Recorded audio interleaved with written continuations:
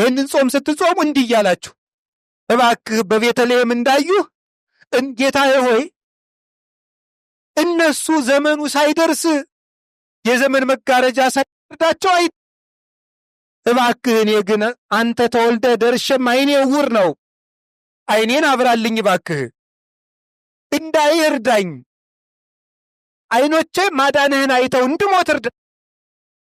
በቤተልሔም የነበረው ስምዖን አንተን ታቅፎ ማዳንህን አይቶ እንደሞተ አይቼህ ለመሞት አብቃኝ፣ ዓይኔን ያታሳየው ብሎ መለመን ይገባል። ኢትዮጵያ ለምድር የሚያዝኑ ሰዎች የነበሩባት ሀገር ናት። ዛሬ ደግሞ ለሰው የሚያዝንም ጠፋ። ያላችሁበት ቦታ ላይ አትዋሹ፣ አትስረቁ፣ በእውነት ስሩ። ቢሮም የምትሰሩ ካላችሁ ደግሞ አታጭበርብሩ። የምዕመናንን ገንዘብ አትስረቁ፣ የምዕመናንን ሰዓት አትቀሙ። የእናንተ የቲክቶክ ፕሮግራም እንዳይበላሽ ብላችሁ ባለጉዳይ አታጉላሉ። እረፍት አታብዙ፣ እንቅልፍ አታብዙ።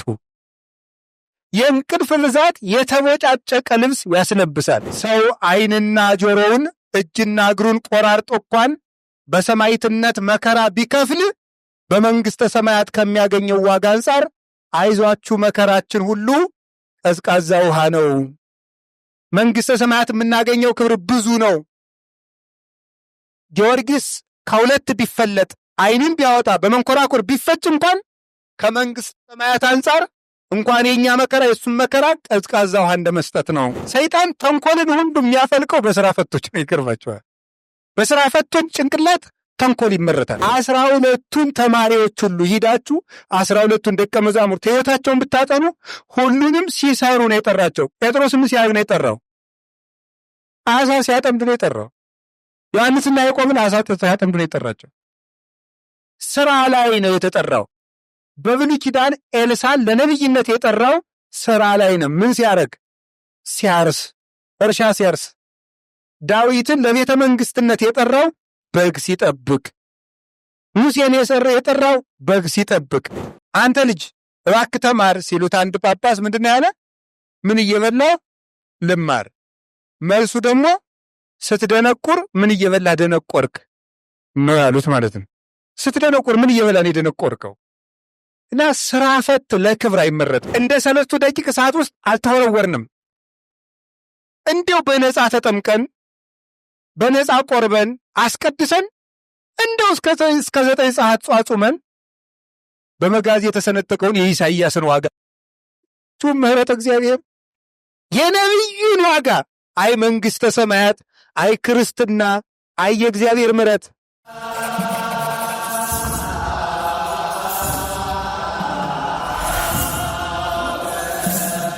ወወልድ ወመንፈስ ቅዱስ አሐዱ አምላክ። በስመ አብ ወወልድ ወመንፈስ ቅዱስ አሐዱ አምላክ። በስመ አብ ወወልድ ወመንፈስ ቅዱስ አሐዱ አምላክ። ይትባረክ እግዚአብሔር አምላከ አበዊነ ቅዱሳን ዘሰብሐ ምሕረቶ ለአይሌነ። ምሕረቱን ቸርነቱን ይቅርታውን በሕይወታችን ላይ ያጸናልን የአባቶቻችን ፈጣሪያችን እግዚአብሔር ስላደረገልን በጎ ነገር ሁሉ ስሙ የተመሰገነ ይሁን። የእናታችን የቅድስት ድንግል ማርያም የቅዱሳን መላእክት የቅዱሳን ነቢያትና የቅዱሳን አበው ረድኤታቸው በረከታቸው ከእኛ ጋር ይሁን። የተከበሩ አባታችን መላከ ሕይወት መምህር ቀጸላ የደብረ ቅዱሳን አቡነ ገብረ መንፈስ ቅዱስ ወቅድስት አርሴማ ቤተ ክርስቲያን አስተዳዳሪ፣ የተከበሩ መላከ ሰላም ባህሩ የደብረ ሰላም ባለ እግዚአብሔር ቤተ ክርስቲያን አስተዳዳሪ፣ የተከበሩ አባታችን መላከ ምሕረት ግሩም አለነ የሰሜን ጎጃም ሀገረ ስብከት የስብከተ ወንጌል ኃላፊ፣ የተከበራችሁ አባቶቻችን ካህናት፣ ወንድሞቻችን ዲያቆናት፣ በደብሩ የምታገለግሉ መምህራን፣ የእግዚአብሔር ቤተሰቦች ሁላችሁ አንድ አምላክ በሚሆን በአብ በወልድ በመንፈስ ቅዱስ ስም እንዴት ዋላችሁ? እንደምን ሰነበታችሁ? እንደምን አመሻችሁ? ቸርነት ገንዘቡ የሆነ አምላካችን እግዚአብሔር ስሙ የተመሰገነ ይሁን። ከአሁን ቀደም ላስተማሩን መምህራችን ቃለ ሕይወትን ያሰማልን። እንግዲህ ለምንማርበት አእምሮ ደግሞ እግዚአብሔር ጸጋውን ያድለን። እንደ እግዚአብሔር ፈቃድ የምንማማርበት የትምህርታችን ኃይለ ቃል ቀዝቃዛ ውሃ በሚል ርዕስ ነው የምንማማረው። እስኪ በሉ ድገሙ፣ እንደገና በሉ። እንግዲህ ውሃ ዳር ስለተቀመጥን ርዕሱን አትረሱትም ብዬ ገምታለሁ። ሰው ግን እንኳን አጠገቡ ያለውን ራሱንም እየረሳ ስላስቸገረ በጣም ነው። እግዚአብሔር ይሁነን። የማቴዎስ ወንጌል ምዕራፍ 10 ቁጥር 42 ላይ የምናገኘው ኃይለ ቃል ነው። ዘወሃበ ጽዋ ማይ ቆሪር ለአሃዱ እምሉ ንዑሳን በስመ ረድእየ እየሃጉል እሴቶ። እውነት እላችኋለሁ በደቀ መዝሙሬ ስም ቀዝቃዛ ውሃ የሰጠ ሰው ዋጋውን አያጣም ይላል። በደቀ መዝሙሬ ስም ቀዝቃዛ ውሃ የሰጠ ሰው ዋጋውን አያጣም። እንደዚህ ብሎ የተናገረ ጌታችን አምላካችን ኢየሱስ ክርስቶስ ነው። እንደዚህ ብሎ የነገራቸው ለቅዱሳን ሐዋርያት ነው። ይህንን ወንጌል የጻፈው ቅዱስ ማቴዎስ ይባላል። የማቴዎስ ወንጌል ላይ ነው የምናገኘው። ማቴዎስ ከቀራጭነት የተጠራ ሐዋርያ ነው። ከቀራጭነት የተጠራ ቀራጭነት ማለት በአጭሩ በአማርኛ የመንግስት ሰራተኛ ማለት ነው። ቀረብ ለማድረግ ያክል በዘመኑ በሮማውያን የተወከለ ሮማውያን ቀኝ ይገዟቸው ስለነበር እስራኤል በሮም ቅኝ ግዛት ስር ስለነበረች ለሮማ ቄሳር ታማኝ ሆኖ በተሾመው ግዛት ውስጥ ገዢ አማካኝነት ከአይሁዳውያን ተመርጦ ለአይሁዳውያን የሚሾም ለቄሳር ግብር የሚሰበስብ ሰው ነበረ ቅዱስ ማቴዎስ። ከዚያ አነሳና እግዚአብሔር ግብር ከሚሰበስብበት ቦታ ሄዶ ተከተለኝ አለው። ማቴዎስም ብድግ ብሎ ተከተለው። ከዚያ በኋላ 3 ዓመት ከ3 ወር ከሌሎቹ ሐዋርያት ጋር አብሮ ወንጌልን ተምሮ የጌታን ትንሣኤውን አይቶ በእርገቱ በረከት ተባርኮ ሀብተ መንፈስ ቅዱስን እንደ ሌሎቹ ቅዱሳን ሐዋርያት ተቀብሎ ዓለምን ሁሉ ዙሮ አስተምሮ ቤተ ክርስቲያን ጸንታ የምትኖርበትን ነፍሳት እግዚአብሔርን እስከ መምሰል የሚያድጉበትን የሕይወት ወተት የሆነ ወንጌል ጽፎልን አርፏል። የቅዱስ ማቴዎስን በረከትና ረድኤት ያድለን። እዚህ ውስጥ የምትማሩት እና የምንማረው አንድ ነገር አለ። ቅዱስ ማቴዎስ ቀራጭ ነበር። ከቀራጭነት ጌታ ለሐዋርያነት ጠራው ብለናል። ምንድን ነው የምንማረው እዚህ ውስጥ? የመጀመሪያው ስለ ማቴዎስ የምንማርበት ዋናው ጉዳይ አንድ ሰው እንጀራ ሲበላ እንጀራ ያጎረሰውን እጅ የማን እንደሆነ ማወቅ አለበት። ሌላ ጊዜ እንዳይነክሰው ተመልሶ ማለት ነው። ያጎረሰውን እጅ የማያውቅ ሰው መልሶ ሊነክሰው ይችላል። እንጀራ ስትጎርሱ እንጀራ የሰጣችሁን እጅ እንዳትረሱ። እንጀራ ያጎረሱን የረሳናቸው እጆች ብዙ ናቸው። የእናት አባት እጅ፣ የጎረቤት እጅ፣ የዘመድ እጅ፣ የባዕድ እጅ፣ የመምህሮቻችን እጅ፣ ብዙ የማይረሱ እጆች አሉ የረሳናቸው። እነዚያን እጆች አይሁድ እንግዲህ ሰቅለዋል። አይሁድ ያጎረሳቸውን እጅ በመስቀል የሚታወቁ ናቸው። ይሁዳም እንደዚያው ያለ ነው እና ያጎረሳችሁን እጅ አትርሱ። እንጀራ ያጎረሳችሁ አለ፣ ዕውቀት ያጎረሳችሁ አለ፣ ምክር ያጎረሳችሁ አለ፣ ጥበብ ያጎረሳችሁ አለ፣ ሐሳብ ያጎረሳችሁ ሰውም አለ። እንደምታውቁት በዚህ ዘመን ትልቅ ገበያ ሐሳብ ነው አይደል? ሐሳብ ይሸጣል። አታውቁም? ሐሳብ ይሸጣል። ሐሳብም ይሰረቃል። እንዲያውም ትልቁ ሌባ የሐሳብ ሌባ ነው። ሐሳብ የሚሰርቅ ሰው ሌባ ነው። በኢትዮጵያ ውስጥ ትልቁ ሐሳብ ሰርቆ መስረቅ ማለት እግል ሐሳብ አቀብሎንና መክሮን ለትልቅ ደረጃ ስንበቃ በገሌ ላይ ነው የበቃው ብለን ክብር አለመስጠት፣ ቦታ አለመስጠት፣ ዕውቅና መንፈግ ምቀኝነት ይባላል። እገሌ ነው ለዚህ ያበቃኝ አለ ማለት ምቀኝነት ነው። ይሄ ምቀኛ ዓይንን ደግሞ እግዚአብሔር አይጠላም፣ ይጠላል። እግዚአብሔር የሚወደው ሰው ክብር የሚሰጥ ሰው ነው። አመስጋኝነት፣ ክብር ለሚገባው ሰው ዓይኑኒ ይመልእ ብለ እንደተባለ ስግብግብ ሰው ገንዘብን እንደ ዝናብ ብታወርድለት የሰጠውን ሰው ሊያመሰግን አይችልም ይላል ቅዱስ ዮሐንስ አፈወርቅ። ስለዚህ ማመስገን አለብን። ጠብታ እንኳን በሕይወታችን ውስጥ የጣሉልንን ሰዎች ማመስገን አለብን። በሕይወታችን ውስጥ መርሳት የለበትም። የእግዚአብሔር ቤተሰቦች እናታችን መመስገን አለባት፣ አባታችን መመስገን አለበት። ቅዱስ ዮሐንስ አፈወርቅ እናቱን እንዴት አድርጎ እንደሚያመሰግናት ብታዩ፣ እናቴ እኔን የመከረችኝ እኔን የወለደችበት መደብ ላይ ወስዳ ነበር ይላል ቅዱስ ዮሐንስ አፈወርቅ። ምጧን እንዳስታውስ እያደረገች ትመክረኝ ነበር ይላል። እናቱን የሚረሳ አባቱን የሚረሳ ያስተማረውን መምህር የሚረሳና የሚንቅ ሀገርም እናት ናት፣ ቤተ ክርስቲያንም እናት ናት። ከብዙ ሰው እጅ ጎርሰን ነው ለዚህ የደረስ ነው። ይሄንን የሚረሳ እጅ ነካሽ ይሁዳ ወይም አይሁዳዊ ይባላል። አሁን የመጣው ዘመን እንደዚህ ያለ ነው፣ ራስ ወዳድ የሚያደርግ። አሁን የመጣው ራስ ወዳድ፣ እናት አባቴ ለራሳቸው ተጋቡ፣ ለራሳቸው ሲሉ ወለዱኝ እንጂ እኔ ምን አገባኝ የሚል፣ እኔ ተጋቡልኝ ብያቸዋለሁ የሚል መጥቷል። አንዳንድ እጆች አይዞህ ብለው ደግፈውናል፣ አንዳንድ እጆች ደግሞ ተሸክመው አውጥተውናል፣ አንዳንድ እጆችም አጨብጭበው አስቀምጠውናል።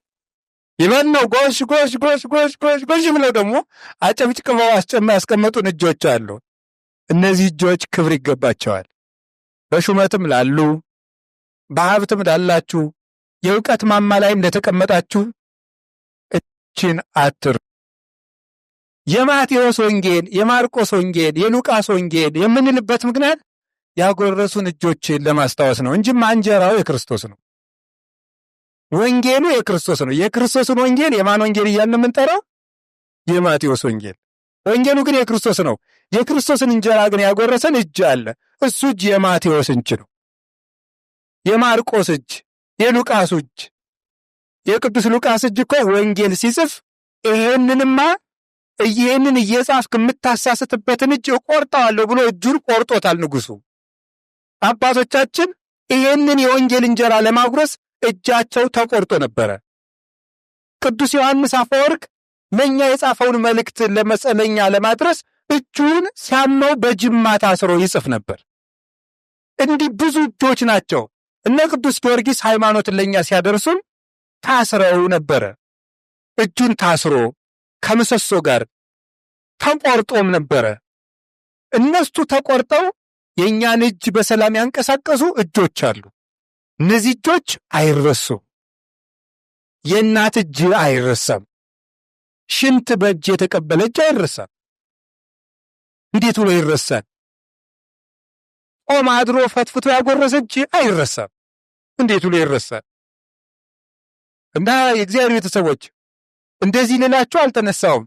ቅድም ስነሳ ግን ብዬ ነበር እግዚአብሔር በመካከላችን አድሮ እንዲያስተምረን ምን ብዬ ነበር? ፈቃዱ ይሁን። እግዚአብሔር ያስተምራል። እግዚአብሔር በሚያውቀው እኔ እንደዚህ ብዬ ስለ እጅ ላወራ አልተነሳውም። እግዚአብሔር ያስተምራል የሚባለው ለዚህ ነው። እንደው በዚያው ሰው ወይ ነው ሄድኩኝ። አሁንም እግዚአብሔር ያስተምራል እና ስለ ቅዱስ ማቴዎስ የምናነሳ እንጀራ የሰው እንጀራ በልቶ ቁጭ አይባልም። እንደው ስለ እሱ እንናገር ያንጅ እና ቅዱስ ማቴዎስ የሚያስተምረን አንድ ነገር አለ።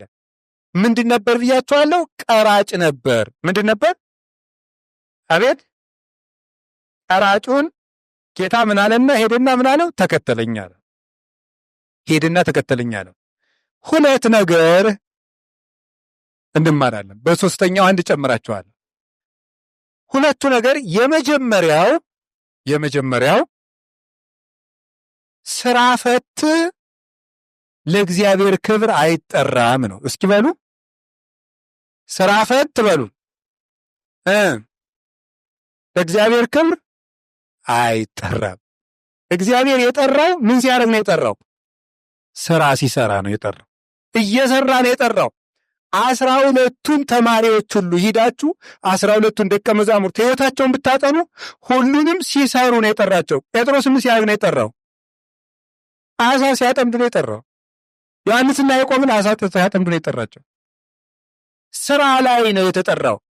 በብሉይ ኪዳን ኤልሳዕ ለነብይነት የጠራው ስራ ላይ ነው። ምን ሲያደርግ? ሲያርስ፣ እርሻ ሲያርስ። ዳዊትን ለቤተ መንግስትነት የጠራው በግ ሲጠብቅ። ሙሴን የጠራው በግ ሲጠብቅ። ያዕቆብን የጠራው መንገድ ሲሄድ። ጉች ያለ ሰው አይጠራው። የሚንቀሳቀስ ሰው ነው የሚጠራው። የሚሰራ ሰው ነው።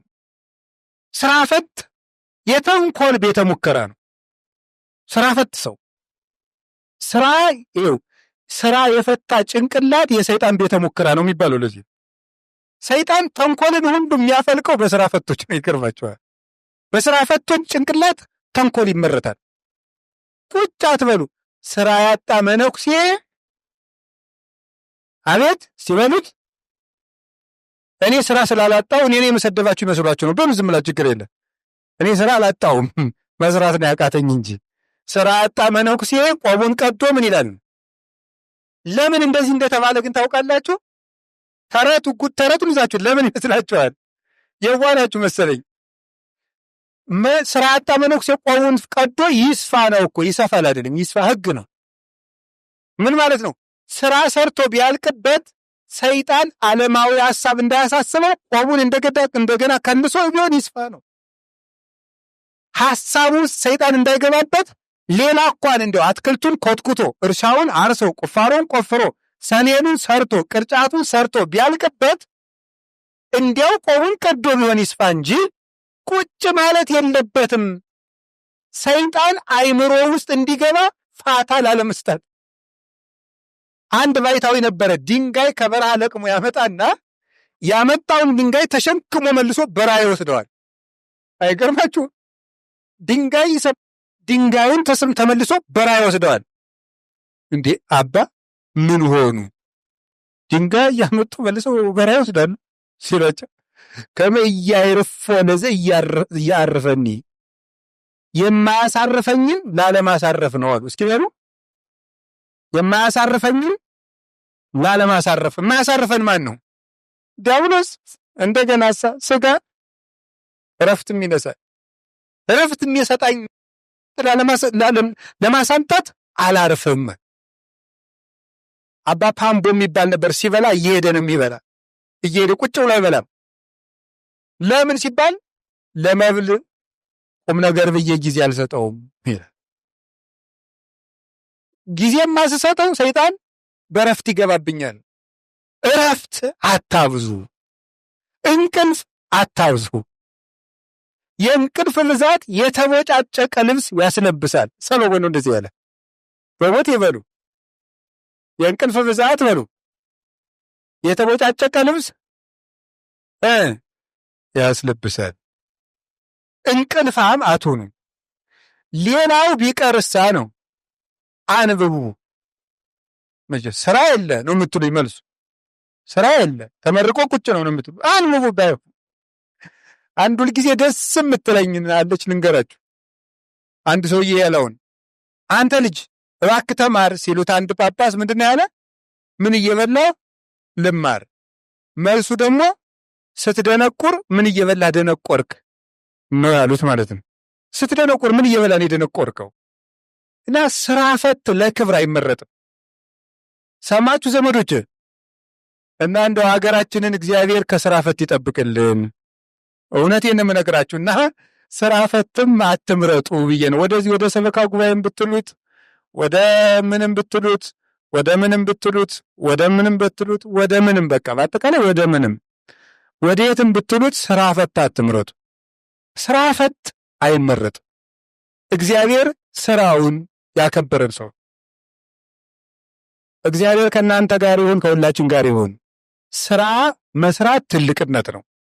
በነገራችሁ ላይ ገዳም ውስጥ 12 ሰዓት አለ። 12ቱ ሰዓት ከ3 ይከፈላል። ለመነኮሳቱ 4ቱ ቀኑም ለሁላችን 12 ሰዓት ከ3 ይከፈላል።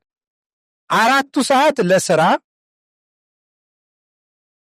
4ቱ ሰዓት ለጸሎት፣ 4ቱ ሰዓት ለረፍት 12 ሰዓት ከ3 ነው የሚከፈለው።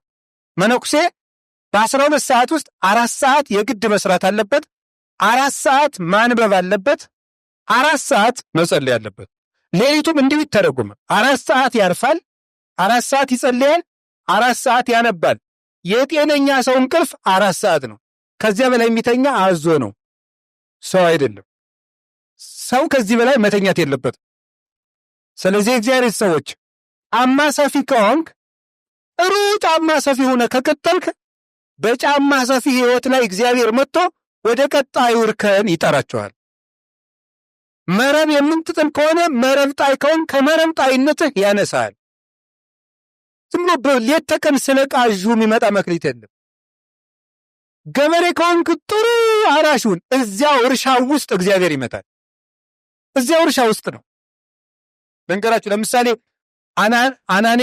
አናንያኖስ የሚባለው የቅዱስ ማርቆስ ወራሴ መንበር የሆነው ሁለተኛው የግብፅ ጳጳስ ምንድን ነበረ? ጫማ ሰፊ ነበረ። ጫማ ሰፊ ሲመጣ ቅዱስ ማርቆስ ሊሰብክ ግብፅ ሲደርስ የቅዱስ ማርቆስ ጫማ ተበጠሰችበት። ሊያሰፋ ከጫማ ሰፊ ሲሄድ ያ ጫማ ሰፊ የቅዱስ ማርቆስን ጫማ እጠግናለሁ ሲል የጫማው መስፊያ እጁን ወጋው።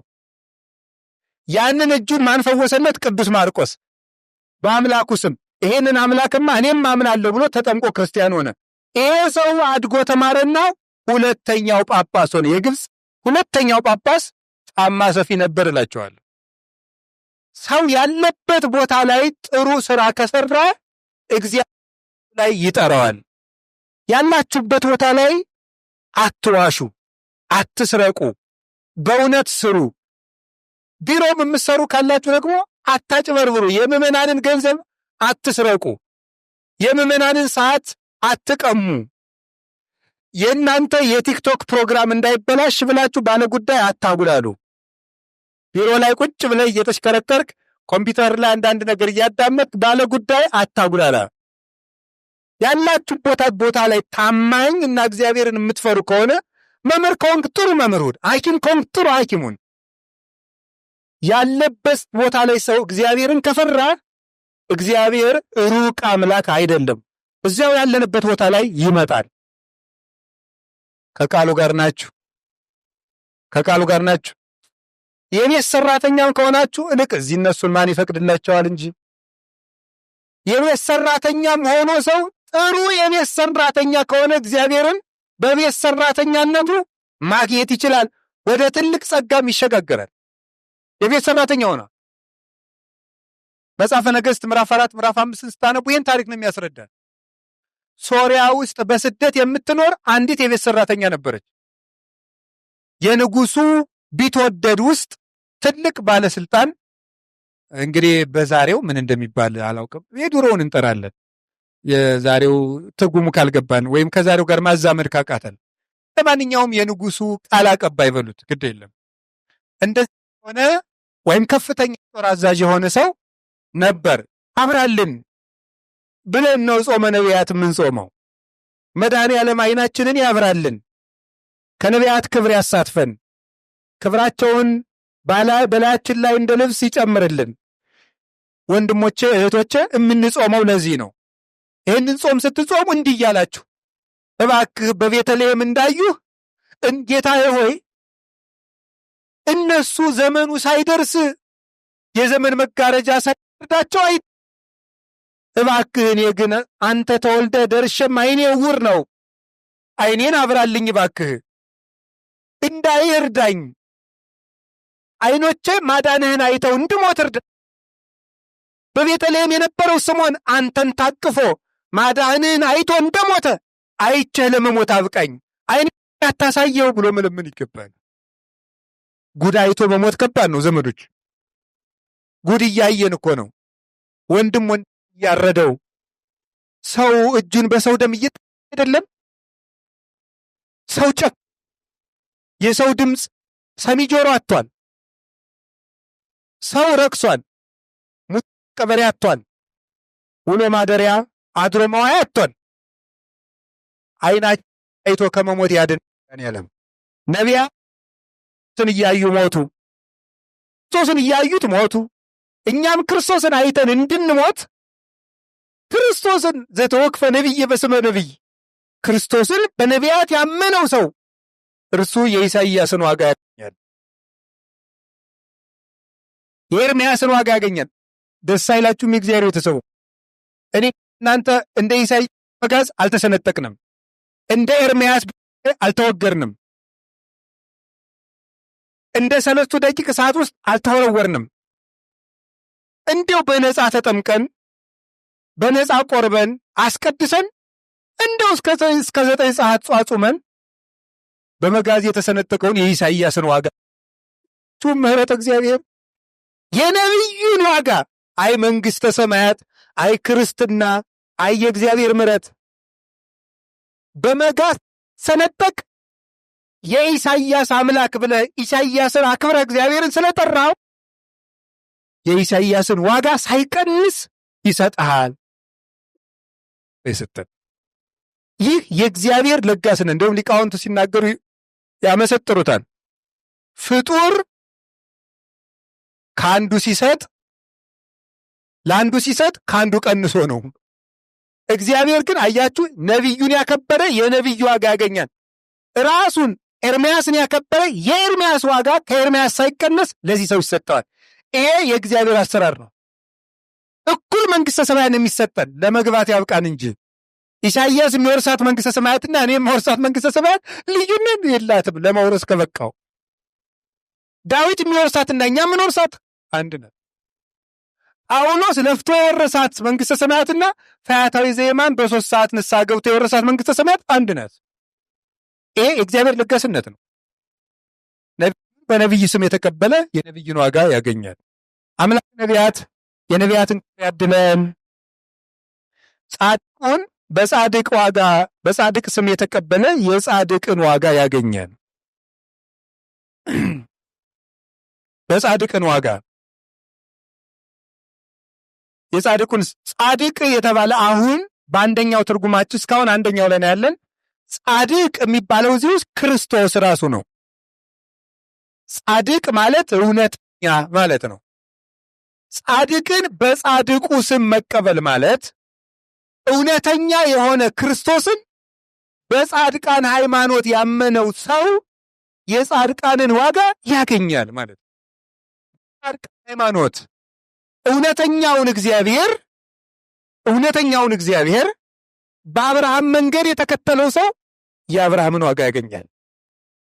እውነተኛውን እግዚአብሔር በእውነተኛው ነቢይ ስም በጳውሎስ ስም በጴጥሮስ መልክ በጊዮርጊስ በተክለ ሃይማኖት በቅድስት አርሴማ በጻድቁ አባታችን በአቡነ ገብረ መንፈስ ቅዱስ መንገድ ያመነውና የተከተለው ሰው የጻድቁ የአቡነ ገብረ መንፈስ ቅዱስን ዋጋ ያገኛል። ቤተ ክርስቲያን ተኛ ሃይማኖት በዚህ የተነሳ ነው። ለምንድን ነው? ሰዎቹ እንዳመኑት ነው የምናምን። እውነተኞቹ ያመኑት ትክክለኛው ሃይማኖት የምንለው ለምንድን ነው? እውነተኞቹ የነገሩን ነው። እውነተኞቹ እኔ ለምሳሌ ማርቲን ሉተር የሚያምነውን አላምንም። የድርጅት ስም አልጠራውም። እኔ ማርቲን ሉተር የማያምነውን አላምንም ነው ያልኳቸው። ማርቲን ሉተር ውሸታም ሰው ነው። ውሸታም ሰው አንድ ቀን ተቅለብልቦ ተሳለ። ድንገት መንገድ ላይ አፋስ ቢያስቸግረው እዚያ አውሎ ነፋስ ደግሜ ብታድነኝ መነኩሴ ይሆናለሁ አለ። እንደዚህ ያለ ስለት አትሳሉ። እሺ አደራችሁ። እንደው እግዚአብሔር ማረ ይበል ብላችሁ ተስላችሁ እንዳትመነኩሱ። እንደው ይችላ አውጣኝ እንጂ መነኩሴ ይሆናለሁ ራ ይባልም። ጓዴ ምንኩስና ቀላል መስሎሃል? ከባድ ነው። ገባና አቃተው። ካቃተው ንስሐ መግባት ነው ያለበት።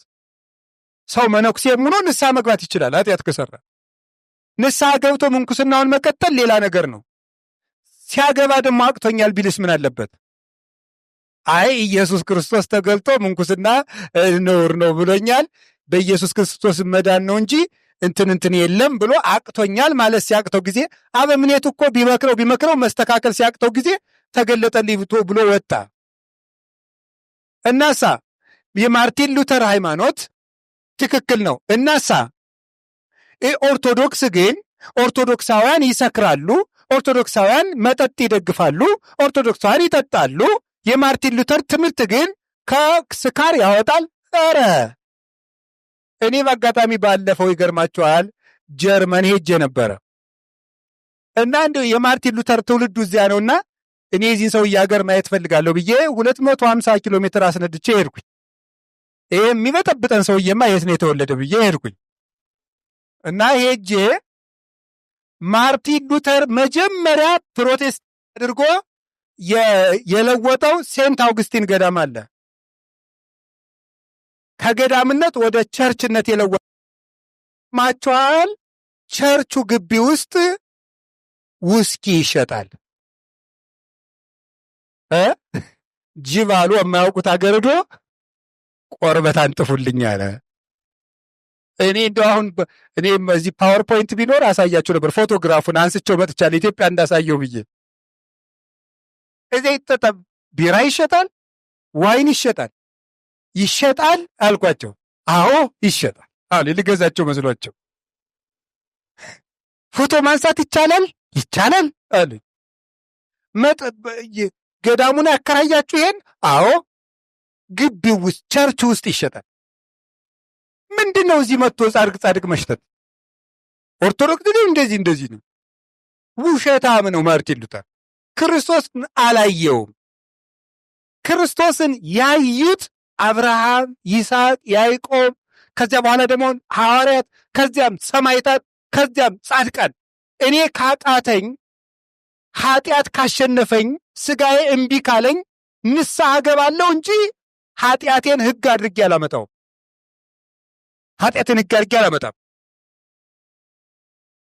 የሚያዋጣን የጻድቃን ጎዳና ነው። የውሸት ጎዳና ያዋጣ። አብርሃም ባገኘበት ክርስቶስ ይገኛል። ጳውሎስ በሄደበት ይገኛል።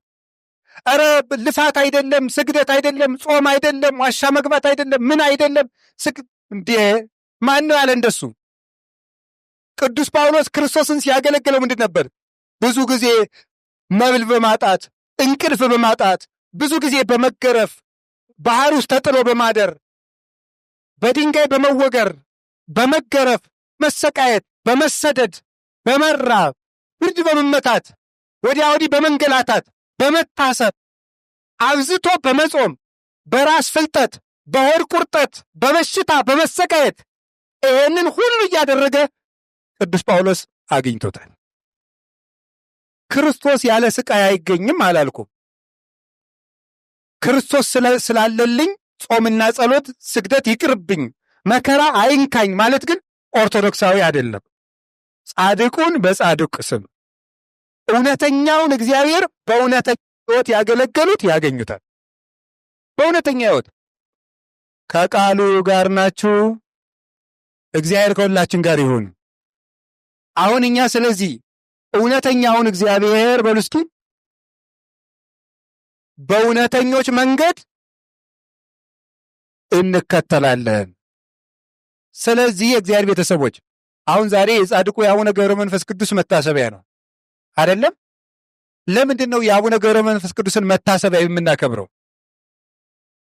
አቡነ ገብረ መንፈስ ቅዱስ ምንድን ናቸው? ጻድቅ በሉ። ጻድቅ ማለት ምን ማለት ነው? አቤት እውነተኛ ማለት። እውነተኛ ማለት በሮሜ መልእክት ላይ ጻድቅ የለም አንድም እንኳን ጻድቅ የለም የሚል ጥቅስ እየጠቀሱ የሚከራከሯቸው ሰዎች ታገኛላችሁ። ጻድቅ የለም፣ ሁሉም በድለዋል፣ ሁሉም ረክሰዋል፣ ሁሉንም ከሰናቸዋል፣ ጉሮሮታቸው እንደተከፈተ መቃብር ነው ይላል። ጻድቅ የለም ይላል። ስለዚህ ጻድቃን የሚባል ነገር የለም ይሏቸዋል። ጻድቅማ አለ እንጂ ጻድቅ የለም። ኖህ ጻድቅ ነበር፣ ሄኖክ ጻድቅ ነበር ይላል ቅዱስ ጳውሎስ ራሱ መልሶ ደግሞ። አብርሃም በሥራው ጸደቀ ማለት እኮ ጻድቅ ነው ማለት ነው። አብርሃም በእምነቱ ጸደቀ ማለት አብርሃም ጻድቅ ነው ማለት ነው። ጻድቅ የለም ያለበት ምክንያት ክርስቶስ ተወልዶ እንዲያድነን ምንም ሰው አልነበረም። አዳምን ለማዳን የበቃ ጽድቅ ያለው አልነበረም፣ ሁሉም እርግማን ነበረባቸው ለማለት ነው እንጂ ደግ ሰው የለም፣ ጻድቅ እውነተኛ ሰው የለም ማለት አይደለም። ጻድቃን ነበሩ። ስለዚህ እግዚአብሔር ጻድቅ ነው። በጻድቃን መንገድ የሄዱ ሰዎች እግዚአብሔርን ያገለግሉታል።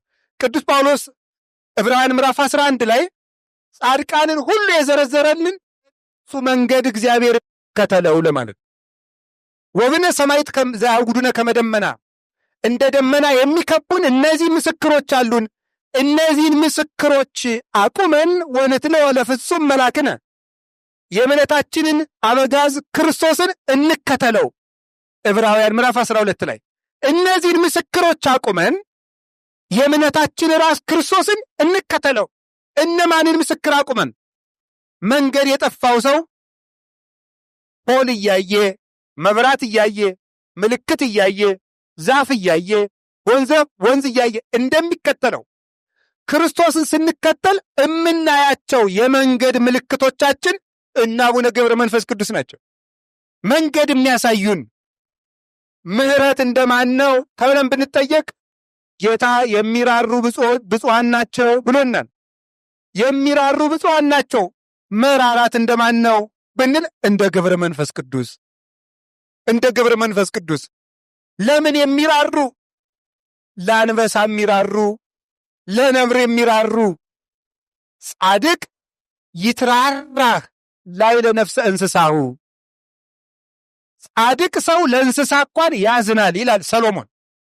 ጻድቅ ሰው ለእንስሳ እንኳን ያዝናል። እንደማን? እንደ ገብረ መንፈስ ቅዱስ እንደ ገብረ መንፈስ ቅዱስ። እግዚአብሔር ስሳ ነብርና ስሳ አንበሳ ያጅብሃል ሲላቸው ጌታዬ ምን አበላቸዋለሁ? ምን አበላቸዋለሁ? የእግርህን ትቢያ ልሰው ይኖራሉ። ለምን የሚያዝኑ? ለአንበሳ ለነብር የሚያዝኑ። ለምድር የሚያዝኑላት ገብረ መንፈስ ቅዱስ፣ ለቆሙባት ምድር የሚያዝኑ፣ ለቆሙባት ምድር። ጻድቁ አቡነ ገብረ መንፈስ ቅዱስ ልብስ የላቸውም። ክርስቶስን በፍጹም ልባቸው የተከተሉት ነው። እግዚአብሔርን በፍጹም ኃይል፣ በፍጹም ልብ፣ በፍጹም ሕሊና፣ በፍጹም ሰውነት ውደደው። በፍጹም ሕሊና ማለት ሕሊና ዘወር ሳይል እኮ ነው። ዘወር ሳይል ዓይናቸውን ሊጠጣ አሞራ ሲመጣ እንደዚህ አድርገው በእጃቸው ያላስወገዱት ለምን ይመስላችኋል? ሕሊናቸው እግዚአብሔርን ከማሰብ እንዳያቋርጥ እኮ በፍጹም ሕሊናቸው የወደዱት ያለ ልብስ በፍጹም ሰውነታቸው ጌታዬ ኢየሱስ ክርስቶስ ለእኔ ስትል በጥፊ ተመታ፣ እኔን ይምቱኝ ጌታዬ። ጉንጫቸውን በድንጋይ እየመቱ መከራውን ለመሳተፍ እየተደበደቡ በሰንሰለት ሰውነታቸውን እያሰሩ እኔን ይቸንክሩኝ ጌታዬ እያሉ ያሰቡት ሲራሩ ለምድር የሚያዝኑላት ክርስቶስን በፍጹም ልባቸው ስለተከተሉ እናቱን፣ አባቱን፣ ወንድሙን፣ ልጆቹን ለእኔ ሲል የተወ 100 እጥፍ ይቀበላል አላለም ጌታ ብሏል። አዲያ አቡነ ገብረ መንፈስ ቅዱስ ስንት እናት አላቸው? አንዲት። ስንት አባት አላቸው? አንድ። ዘመድ ቢኖራቸው 10 15። ግን ጻድቁ አቡነ ገብረ መንፈስ ቅዱስ ቤተሰቡን ጥለው ክርስቶስን ስለተከተሉት ምርሃኒ ጊዜው ፍኖተ ከንተ ባቲ አህጉር፣ መንገድህን ምራኝ እያሉ ከግብፅ ኢትዮጵያ ተንከራተው ስለተከተሉት እግዚአብሔር 100 እጥፍ መላእክት ገብረ መንፈስ ቅዱስን እንዲጠብቋቸው አደረገ። ስለዚህ ምድረ በዳ ላይ ሲኖሩ ልብስ ስላልነበራቸው የቆሙበት ቦታ ላይ ዝናብ አይዘንም ነበረ እና ዝናብ ስለማይዘንም አይ ምድሪቱን በኃጢአት ያስጠማዋት ብለው ሸሻ ይሉላታል። ከዚያ በኋላ ምድሪቱ ትጠጣለች። ኢትዮጵያ ለምድር የሚያዝኑ ሰዎች የነበሩባት ሀገር ናት። ዛሬ ደግሞ ለሰው የሚያዝንም ጠፋ። ርኅራኄን የሚያስተምሩን የወንጌል መንገደኞች፣ የወንጌል መሪዎች ክርስቶስን መከተል እንደማን ነው? እንደ ገብረ መንፈስ ቅዱስ ነዋ። ሌት ተቀን እየጸለዩ ጌታዬ ኢየሱስ ክርስቶስ የምትርበኝ አንተነ፣ የምትጠማኝ አንተነ፣ እንጀራ ለምኔ፣ አባቴ አንተነ፣ እናቴ አንተነ፣ ሀገሬ አንተነ፣ መኖሪያ አንተነ፣ ልብሴ አንተነ፣ ልብስ ለምኔ ጌታዬ ብለው የሚከተሉት ማምለክ እንደ ገብረ መንፈስ ቅዱስ፣ መኖር እንደ ገብረ መንፈስ ቅዱስ፣ ንጹሕ መሆን እንደ ገብረ መንፈስ ቅዱስ፣ ምስጋና የማይፈልጉ ገብረ መንፈስ ቅዱስ፣ ድዊ ፈውሰው እንዳይታወቅባቸው የሚሸሹት ትሕትና እንደ ገብረ መንፈስ ቅዱስ እንደዚህ አድርጎ እንደ ገብረ መንፈስ ቅዱስ የተከተለው ጌታ ምን ብሎ ነበረ? ራሱን ለባልንጀራው አሳልፎ ከመስጠት በላይ ከዚህ የሚበልጥ ፍቅር የለም አለ።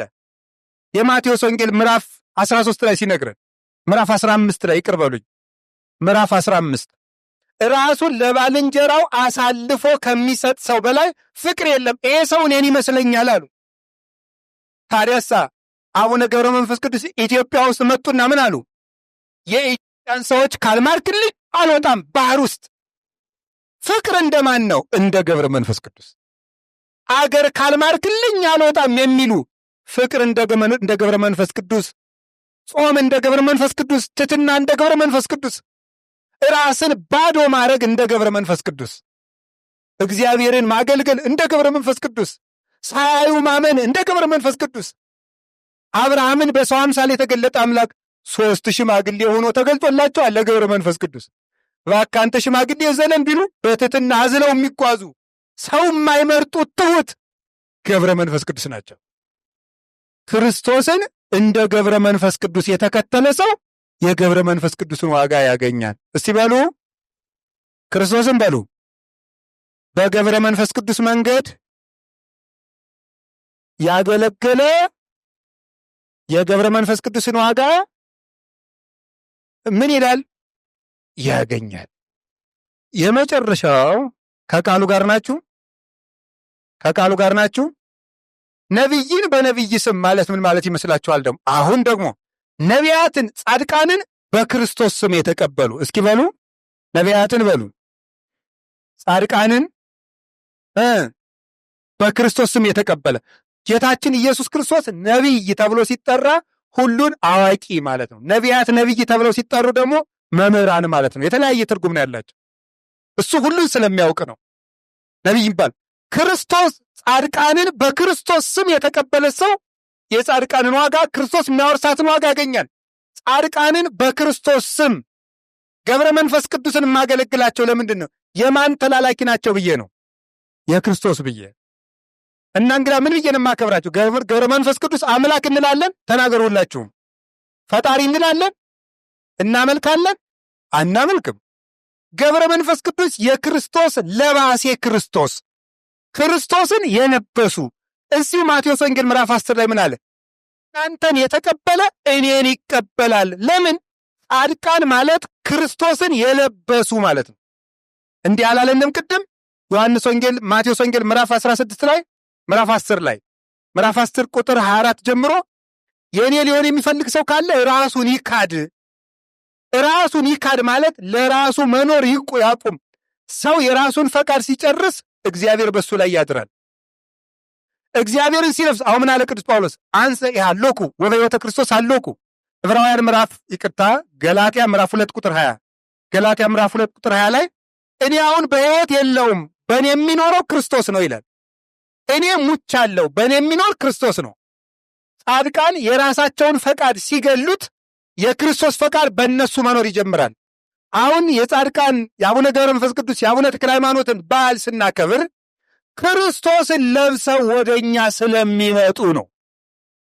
ክርስቶስን ለብሰው ወደኛ ይመጣሉ። በብሉይ ኪዳን ታቦት ሲመጣ እግዚአብሔር በታቦቱ ላይ ይመጣ እንደነበረ ዛሬ ደግሞ ታቦት ሆነው የሚመጡት እነዚህ ጻድቃን ናቸው። ስንጠራቸው ክርስቶስን ለብሰው ነው የሚመጡት፣ እርቃናቸውን አይደሉም። የገላትያ መልእክት ምዕራፍ 3 ላይ የተጠመቃችሁ ሁሉ ክርስቶስን ለብሳችሁታል ይላል። እነዚህ ቅዱሳን ጽድቅ እየሰጡ ክርስቶስን ለብሰው ስለሚያበሩ ገብረ መንፈስ ቅዱስ ስል የሚመጣ በሳቸው ላይ አድሮ መድኃኔ ዓለም ነው። ተክለ ሃይማኖት ስል ለብሰውት የሚመጡ ክርስቶስን የክርስቶስን አገልግለው የሞቱ። ኧረ ጎበዝ! በመጽሐፍ ቅዱስ እንኳን እግዚአብሔርን ያገለገለ ሰው እግዚአብሔርን ያገለገለ ዕቃ ክብር አለው። እግዚአብሔርን ያገለገሉ ናቸው እነዚህ። ለዕቃ ቤት ዕቃውን ተጠንቅቀህ አኑር ብሎታል ሙሴን። መጫሪያውን አኑረው፣ ገሉን አኑረው፣ ድስቱን፣ ኩስኩስቱን፣ ጭልፋውን በተከበረ ቦታ አኑረው ብሎታል። እነዚህ እግዚአብሔርን የተሸከሙ ምርጥ ዕቃዎች ናቸው። እነዚህን ስናከብር እግዚአብሔርን እናከብራለን። በመጨረሻ የምነግራችሁ ሌላ ብናጣ ቀዝቃዛ ውሃ ስለ አምላከ ገብረ መንፈስ ቅዱስ ስለ አምላከ ተክለ ሃይማኖት ብለን እንሰጣለን። ለምንድን ነው ቀዝቃዛ ውሃ ያለን ጌታ? ቀዝቃዛ ውሃ ያለን ማር ስጡ ቢለንስ ስንቱ ማር ያገኛል? ፍሪዳ ረዱ ቢለንስ ስንቱ ፍሪዳ ያገኛል? ወርቅ ስጡ ቢለንስ ስንቱ ወርቅ ያገኛል? ብር ስጡ ቢለንስ ስንቱ ብር ያገኛል? ግን ቀዝቃዛ ውሃ ድሃም ያገኛል። ክርስቶስ ሰውን ለመማር ሰው እስካለው ዝቅተኛ ሀብት ድረስ ይወርዳል ማለት ነው ትርጉሙ። ቀዝቃዛ ውሃ የሰጠ ማለት ሰው ያለውን ምንም ነገር ለእግዚአብሔር ይዞት ከመጣ መንግስቱን ይወርሳል። መንግስተ ሰማያት ባለን ነገር የምንወርሳት ናት። ባዶአችንን የምንወርሳት አለን። ውሃ ሽታ የለውም። ባዶ የሆነ ህይወቱን ይዞ እንኳ ቢሆን የመጣ የጻድቁ የገብረ መንፈስ ቅዱስ አምላክ እርዳኝ ብሎ የመጣ ሰው እንደ ውሃ ባዶ ቢሆን እንኳን መዓዛ ባይኖረው እንኳን መንግስቱን ይወርሳል። መጨረሻው ትርጉም ግን ቅዱስ ቄርሎስ እንደተረጎመው ሰው ዓይንና ጆሮውን እጅና እግሩን ቆራርጦ እንኳን በሰማዕትነት መከራ ቢከፍል በመንግስተ ሰማያት ከሚያገኘው ዋጋ አንጻር አይዟችሁ መከራችን ሁሉ ቀዝቃዛ ውሃ ነው። መንግስተ ሰማያት የምናገኘው ክብር ብዙ ነው። ጊዮርጊስ ከሁለት ቢፈለጥ ዓይንን ቢያወጣ በመንኮራኩር ቢፈጭ እንኳን ከመንግስተ ሰማያት አንጻር እንኳን የኛ መከራ የሱም መከራ ቀዝቃዛ ውሃ እንደመስጠት ነው ማለት ነው። ትንሽ ነገር ሰጥተን ትልቁን መንግስተ ሰማያት ሊያወርሰን ለድህነት ምክንያት የሚፈልግልን ቸሮ አምላክ ኢየሱስ ክርስቶስ ለሱ ለባሕሪ አባቱ ለአብ ለባሕሪ ሕይወቱ ለመንፈስ ቅዱስ ዛሬም ዘወትር ዘላለሙ ክብር ምስጋና ይሁን። አሜን። ይቆየን።